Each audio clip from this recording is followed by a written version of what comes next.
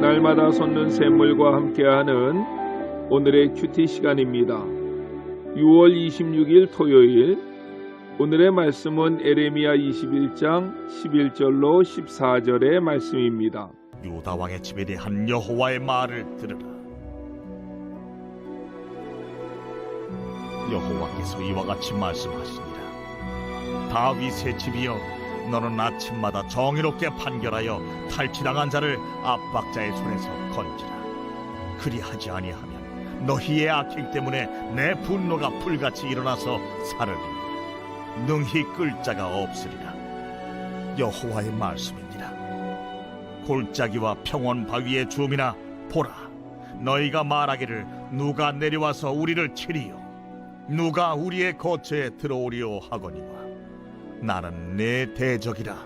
내가 너희 행위대로 너희를 벌할 것이요, 내가 또 수풀에 불을 놓아 그 모든 주위를 사르리라. 여호와의 말씀이니라.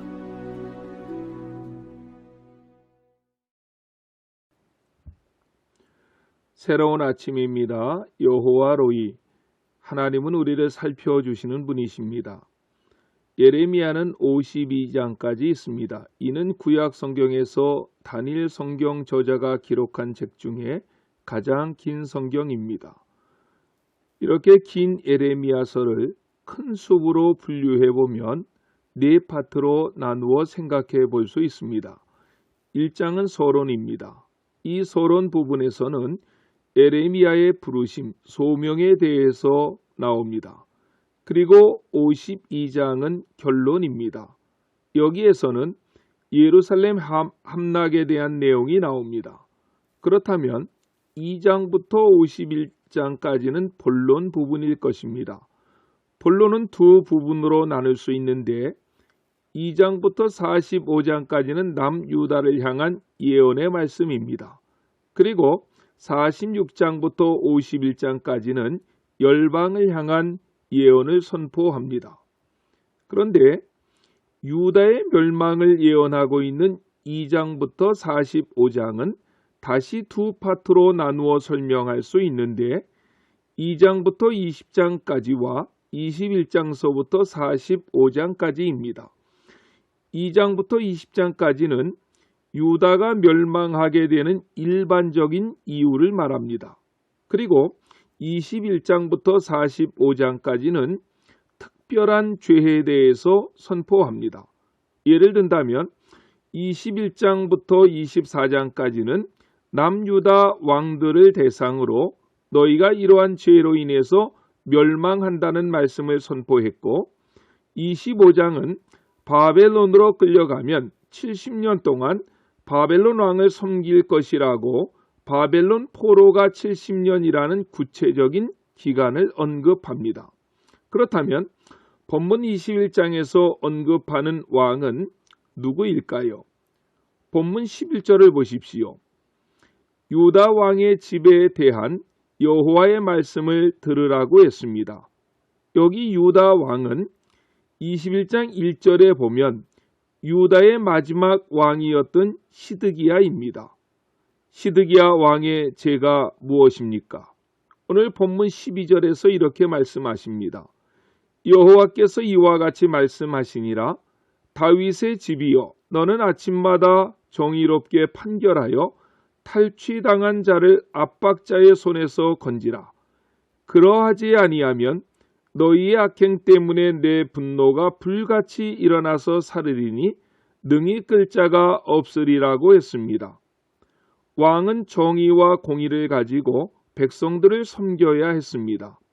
그래야만 억울하게 고통당하는 사람들이 없게 되는 것입니다. 그런데 왕이 뇌물을 받고 재판하고 불법을 행하고 불의를 서슴지 않는다면 어떻게 나라의 질서가 세워질 수 있고 약한 자들이 보호를 받을 수 있겠습니까? 그럴 수 없습니다. 이들의 그러한 행위로 인해서 12절 하반절에 보면 여호와의 분노가 불같이 일어나서 그들을 사르게 될 것이라고 말씀하고 있는 것입니다. 어제 새벽에 이미 보았지만 남유다의 마지막 왕인 시드기야는 그가 가장 총애하는 신하 두 사람을 예레미야에게로 보냅니다. 그 두 사람의 이름은 바스훌과 스바냐입니다. 21장의 바스훌은 20장에 나오는 바스훌과는 다른 사람이었고 스바냐 역시 스바냐 선지자와는 다른 동명이인입니다. 구약 역사서를 공부할 때 어려운 점이 바로 이런 점입니다. 동명이인이 너무나도 많다는 것입니다. 왜 그럴까요? 유대인들의 문화는 조상들 중에 훌륭한 사람이 있으면 그 이름을 따라서 자녀들의 이름을 지어 주었기 때문입니다.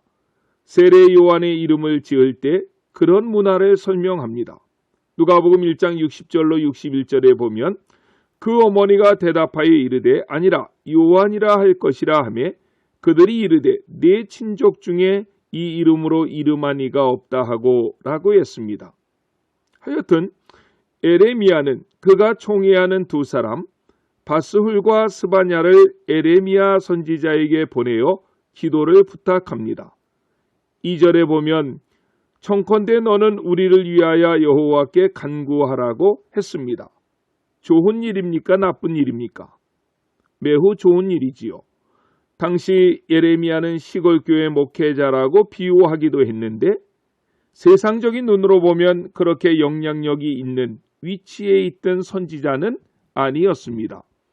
그런데 왕이 직접 그가 총애하는 두 사람을 보내어서 왕을 위해서 나라와 민족을 위해서 에레미야 선지자에게 기도해달라고 부탁했던 것입니다.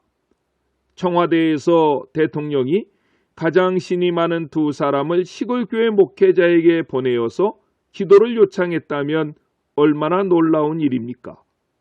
그런데 에레미야는 대단한 사람입니다. 왕이 직접 그렇게 기도를 요청했는데 기도를 해준 것이 아니라 그들이 들으면 저주에 가까운 하나님의 말씀을 대언합니다.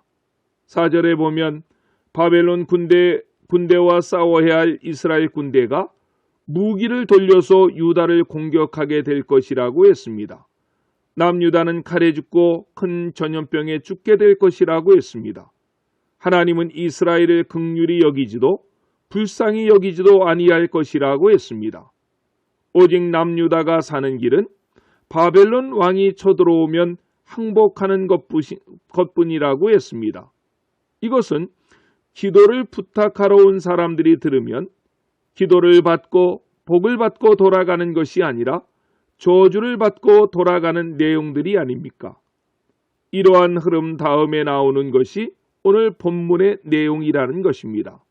그렇다면 에레미야는 왕이 친히 기도해달라고 보낸 사람들 앞에서 기도하고 축복해 준 것이 아니라 저주에 가까운 선포를 했던 이유가 무엇일까요? 그것은 이미 12절에서 보았던 것처럼 하나님께서 왕을 세우신 목적은 정의롭게 공의롭게 백성들을 다스려야 했는데 그렇지 않았다는 것입니다. 우상을 숭배하고 불의를 행하며 약한 자의 것을 탈취하고 빼앗았습니다. 그렇게 모은 재물로는 도덕적 타락, 성적 타락을 위해서 흥청망청 사용했습니다. 그러면서 선지자에게 기도해달라고 하면 하나님은 그런 기도를 받으실까요? 하나님은 그 기도를 받으신 것이 아니라 14절 말씀처럼 이렇게 말씀하십니다. 내가 너희 행위대로 너희를 벌할 것이요 라고 말입니다. 이사야 37장에 보면 시드기야의 선왕이었던 시스기야 왕은 아수르의 사내림이 쳐들어왔을 때 그가 총애하는 신하를 보내서 이사야에게 나라와 민족을 위해 기도해달라고 부탁했고 이사야가 기도할 때 하나님은 이사야의 기도를 받으셨다고 이사야 37장 21절에서 말씀하십니다. 그리고 기도 가운데 역사하셔서 그날 밤에 아수르의 군대 18만 5천 명을 한순간에 지심으로 아침에 일어나 본즉 시체뿐이었다고 말씀합니다. 이 역사적 사실을 남유다의 마지막 왕이었던 시드기야는 알고 있었고 그래서 자기도 예레미야에게 신하 둘을 보냈던 것입니다. 그런데 왜 하나님은 시스기야의 기도 부탁은 들으셨고 시드기야의 기도 부탁은 거절하셨습니까? 그것은 시스기야는 마음 중심으로부터 회개했던 왕이었기 때문이고 시드기야는 죄악은 고치지 아니하고 그저 신비한 기도에만 의존했기 때문입니다. 혹시 우리 중에서도 그렇게 기도를 부탁하거나 기도하는 사람은 없습니까? 오늘 본문은 우리에게 먼저 공의를 행하고 하나님 편에 서는 것의 중요성을 강조합니다. 그래야만 우리의 기도도 응답받을 수 있는 것입니다. 내 삶은 전혀 변화되지 아니하고 어느 목사님이 기도해 주면 안수해 주면 그 기도가 응답될 줄로 믿는 것은 시드기야와 같이 우매하고 어리석은 짓입니다. 입으로만 기도하는 사람들이 아닌 삶으로 기도하고 우리 몸을 하나님께서 기뻐하시는 산 제물로 드리며 하나님께 가까이 나아가실 수 있는 안천의 모든 성도님들이 되시기를 예수님의 이름으로 간절히 축원합니다. 아멘. 기도하시겠습니다. 사랑의 주님 감사합니다. 이스라엘 왕과 백성들은 예레미야 선지자가 그렇게 평생을 외쳐도 한마디도 듣지 아니하더니 막상 어려운 상황이 닥쳐오자 예레미야에게 찾아와 기도해달라고 부탁합니다. 그런 기도를 하나님께서 어떻게 들어주실 수가 있겠습니까? 그들은 먼저 하나님의 말씀을 청종했어야만 하고 마지막 순간에 기도를 요청하러 왔을 때에도 먼저 하나님께 회개하고 자복하는 삶이 있어야만 했습니다. 우리 역시도 기도할 때에 시드기야의 기도와 같이 우매한 자의 기도를 할 때가 얼마나 많은지 모릅니다. 시드기야의 기도가 아닌 시스기야 왕의 기도를 할 수 있는 교회와 성도들이 되게 하시고 날마다 강단을 통해서 외쳐지는 하나님의 말씀을 먼저 청종하게 하시고 날마다 삶의 현장에서 산제사로 하나님께 가까이 나아갈 수 있는 모든 성도들이 되게 해 주시옵소서. 예수님의 이름으로 간절히 기도드렸습니다. 아멘.